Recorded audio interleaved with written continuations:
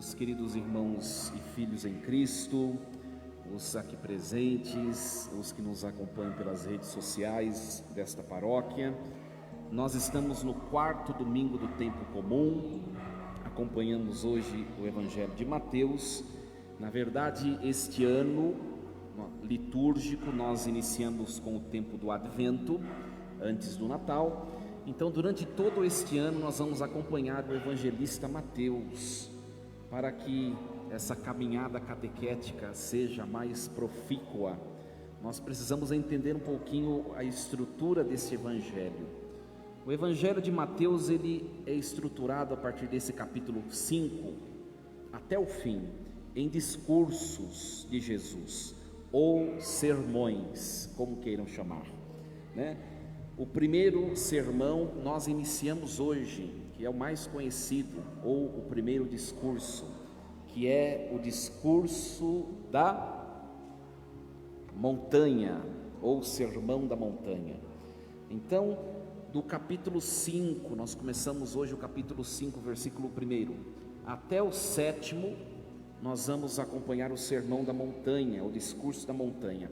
Depois, você pegar na sua Bíblia em casa, a Bíblia ela já divide esses discursos, né? Temos o discurso da igreja, o discurso das parábolas do reino, o discurso escatológico que fala do fim dos tempos, enfim.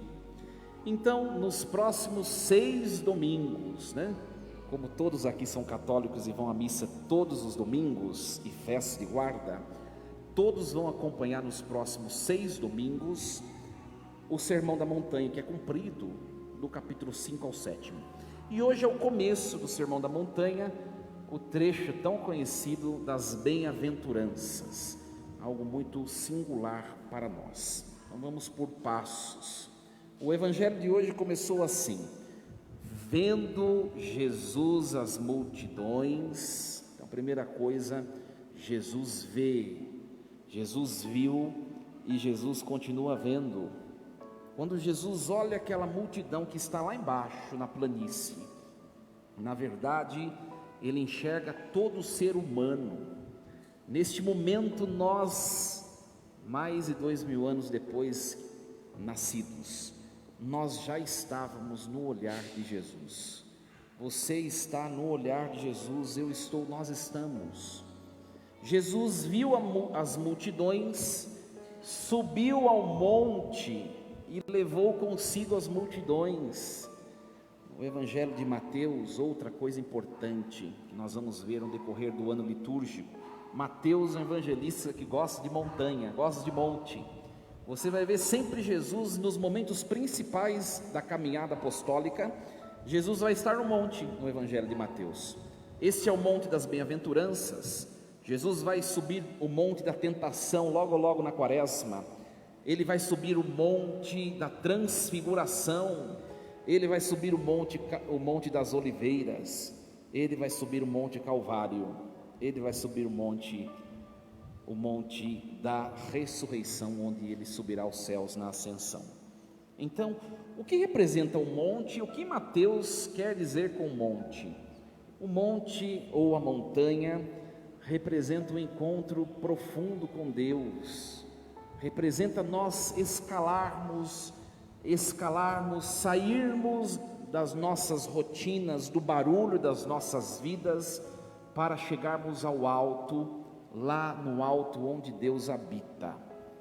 Nós precisamos nos convencer, como assim o evangelista se convenceu, de que no barulho das nossas vidas nós não encontramos Deus profundamente, porque os pecados, as provações, as tentações e as tribulações que batem às nossas portas não nos permitem nos encontrarmos com Deus.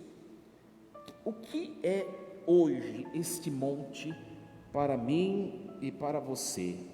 Hoje este monte é a igreja, um lugar onde nós saímos da acomodação das nossas vidas para todo mundo com o mesmo objetivo, nos encontrarmos com Jesus, como assim essa multidão se encontrou. E mais do que a igreja, o monte por excelência nesta noite, neste templo, é este altar.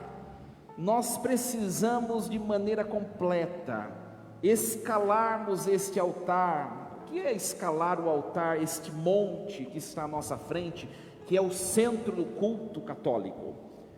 É de fato colocar toda a nossa vida, tudo aquilo que pensamos, sentimos, tudo o que somos, nós colocarmos junto com Jesus, que logo mais se fará presente no ápice, no alto deste monte, que é o altar.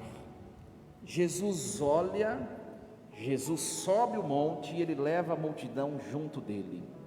Mateus é o evangelista que quer mostrar para o seu leitor que Jesus é o novo Moisés. Por isso Mateus vai copiar tudo aquilo que Moisés viveu, Mateus vai atualizar na vida de Jesus. Quem foi aquele efetivamente que subiu o monte Sinai?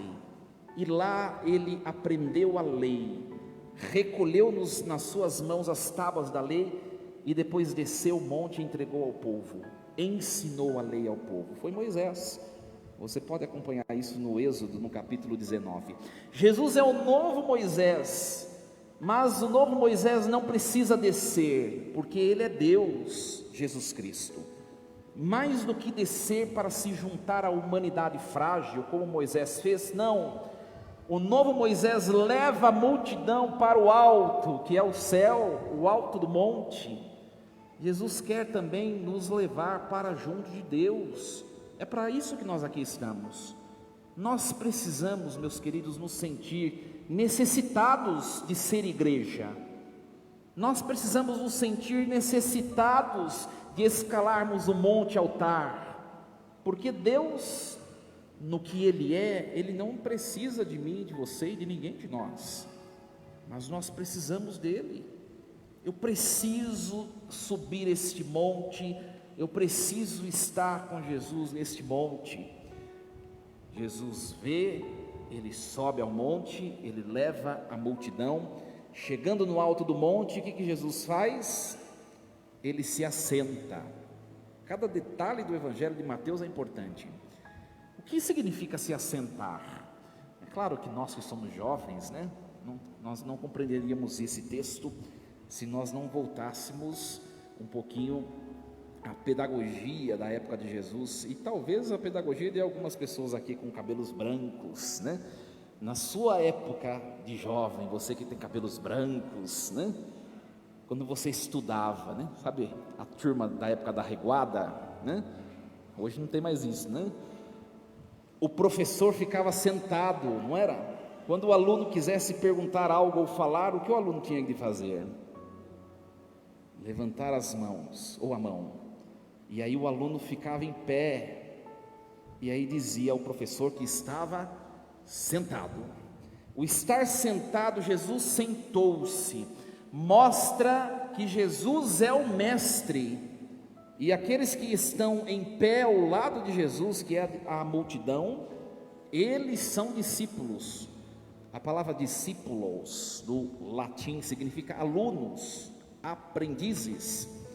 Meus queridos, nós nos colocamos aqui em pé, diante de Jesus que se assenta no monte altar, que se assenta no monte ambão, mesa da palavra, para aprendermos de Jesus. Muito bem, tudo isso que o padre falou até agora é o primeiro versículo do Evangelho de hoje. Agora vem os outros. O que Jesus ensinou para os discípulos? Um monte de coisa que começa a repetir na cabeça, se chega na última, você já nem lembra a primeira mais, não é? Bem-aventurados não sei o quê, bem-aventurados não sei o quê. Não é isso que Jesus falou hoje? O que significa ser bem-aventurado? Na verdade, se você olhar o texto original, o grego, em que é escrito o Evangelho, o termo que está escrito é makarios, que significa felizes. Então, bem-aventurados, na verdade, aliás, tem algumas Bíblias que já traduzem a palavra felizes. Depois você olha na sua casa lá, Mateus capítulo 5, vai estar lá, felizes, Se tiver bem-aventurados é porque a sua Bíblia não é muito bem traduzida, igual ao lecionário. Ora, então Jesus vai falar o quê? Felizes tal coisa, felizes tal coisa.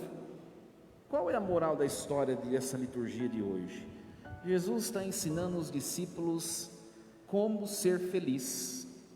Como ser feliz, né?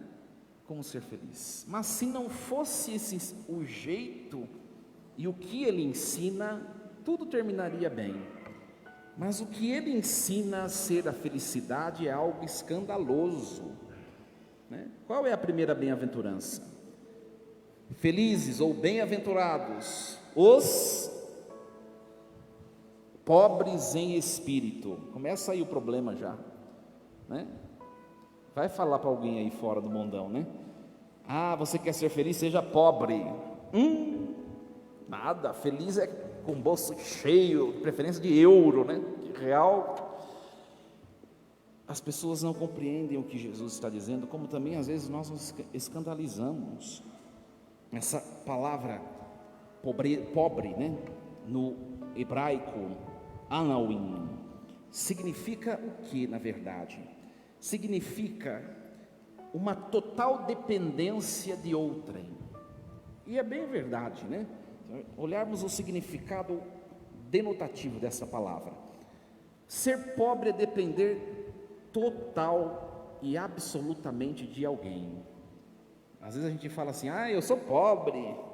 Pobre nada, tem um carrão aí na porta da igreja. Pobre quem não tem o que comer. O que é ser pobre?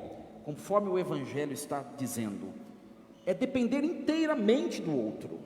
Não tem comida, não tem bebida, não tem medicamento, não tem nada. Precisa comer, tem que pedir. Precisa beber, tem que pedir. Precisa se tratar, precisa de qualquer coisa, precisa pedir. Isso é ser pobre. Jesus está dizendo: felizes os pobres em espírito. O que Jesus está dizendo? Você quer ser feliz verdadeiramente? Você precisa depender não do vizinho, senão você vai se dar mal, viu? Mas você precisa aprender a depender inteiramente de Deus. E a grande pergunta para nós que corremos atrás da felicidade, todo ser humano que tem todos os parafusos, né? Tem gente que falta parafuso, pode ser um pouco diferente, mas quem tem todos os parafusos, tudo que faz busca felicidade. Qual o problema do mundo? Busca errado e aí se frustra. Jesus está dizendo: quer ser feliz, seja pobre em espírito, dependa totalmente de Deus. Se você que está ouvindo hoje essa palavra ainda não se coloca inteiramente na dependência de Deus, você vai ser uma pessoa frustrada, porque só é feliz de Jesus quem é pobre em espírito, quem se coloca como dependente de Deus. Será que nós estamos nos colocando na dependência de Deus, ou nós temos levado a nossa vida do nosso jeito, e eu não preciso de Deus e da igreja e de ninguém? Vai se dar mal. E olha, minha gente, quem se coloca contrário à palavra de Jesus não se dá bem, porque ele sabe de tudo. Nós não sabemos, mas ele sabe, né? Hoje o Evangelho ele traz 9 bem-aventuranças, né? Se você contar, vai ter 9. Eu não sei se vocês perceberam, né? É que às vezes a gente fica vendo mosquito na hora do Evangelho, né? O pensamento vai lá em casa, né? 9 bem-aventuranças. Não sei se você percebeu, mas 7 bem-aventuranças estão conjugadas no futuro. Só 2 estão conjugadas no presente. O que o evangelista está tentando dizer? Que a felicidade, olha só, 7 no futuro, 2 no presente. Que a felicidade plena, que todo mundo aqui está correndo atrás, ela não vai ser encontrada nessa vida, é futuro. E quais são as 2 bem-aventuranças que estão no presente? Olha só, a primeira: bem-aventurados os pobres em espírito, porque deles é. A outra: bem-aventurados os que são perseguidos por causa de mim, porque deles é o reino dos céus. Tudo o resto está no futuro. Então o evangelista está dizendo que você quer ser feliz completo, sabe, a felicidade tal, cheia, aguenta firme que depois da morte você vai encontrá-la. É isso. Aí, padre, eu vou na missa para encontrar uma palavra de ânimo, né? O senhor vem falar que não dá para ser feliz. É isso mesmo. Nós temos consolações, toques de alegrias, mas aquilo que nós ainda não conhecemos, que é uma felicidade incomensurável, está reservada para depois. E você vai perguntar para as pessoas aí fora, as pessoas não pensam o contrário. Parece que Jesus não sabe de nada. Não, eu vou ser feliz. Hoje eu estou feliz, comprei o meu carrão 0 quilômetro. Na mesma semana o carro é riscado. Murchou a felicidade, né? Encontrei o homem ou a mulher da minha vida, a tampa da minha panela. Aparecem as primeiras rugas ou as primeiras decepções. A felicidade se esvai, né? Eu estou super feliz que eu vou comer uma feijoada agora no jantar. Comeu, acabou. E a felicidade se esvai. A felicidade não está nisso, né? No fundo, Jesus está mostrando o quê? Que nós temos de buscar a felicidade na pobreza que nós somos. E a felicidade é uma arte, é algo sutil, que nós encontramos em nós mesmos e não naquilo que está fora de nós. E este que está dentro de nós é Deus, que nós encontramos aqui neste altar e que nós alimentamos ao longo das nossas semanas. É isso que Jesus está dizendo. Nós precisamos aprender a ser felizes com o pouco que temos e com o pouco que somos. Isso que o Evangelho de hoje vem nos dizer. A primeira leitura que nós ouvimos, o profeta Sofonias, é do século 8º antes de Cristo, mais ou menos, né? E acho que é século 6º antes de Cristo.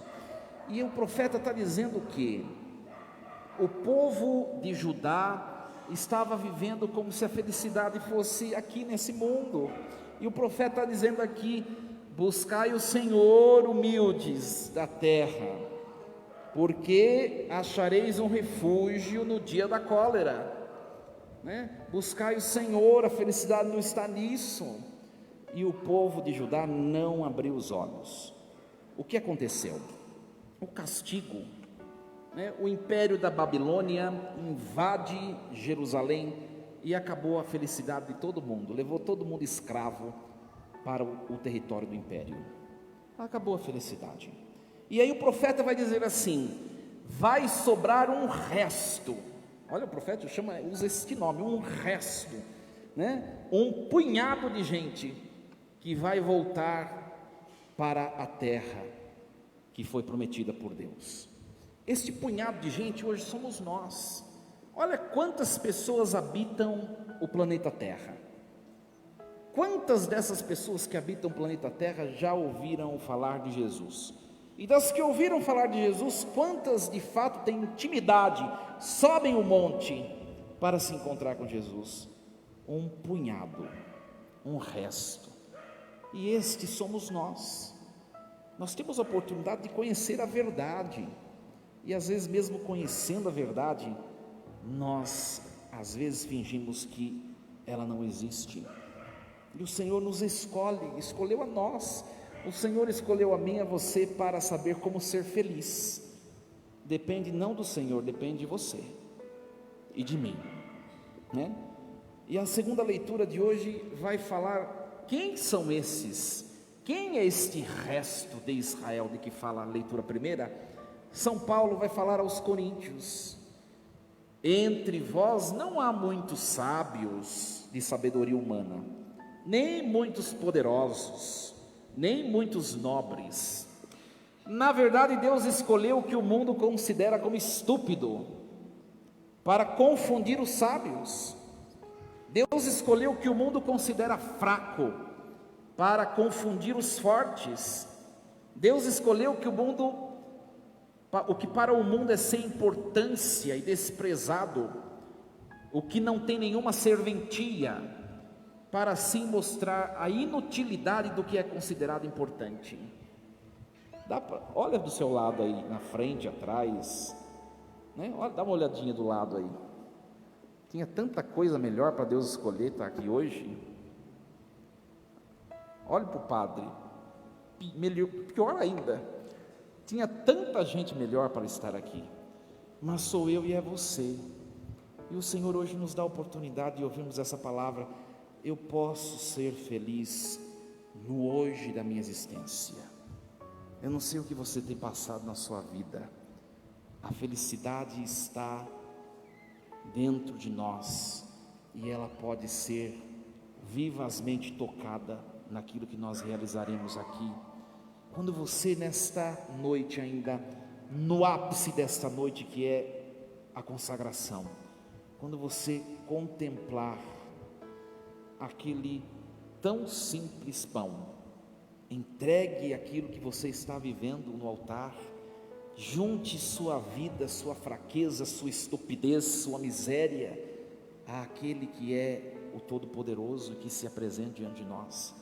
Junte suas angústias a Ele que tudo pode transformar em sua vida e em minha vida. Faça experiência e você vai sair com a alma cheia de satisfação e realização dessa noite. Só depende de mim e de você, porque Deus é sempre abundante em felicidade a partilhar conosco. Assim seja. Amém. Num instante de silêncio, coloquemos a palavra de hoje no nosso coração.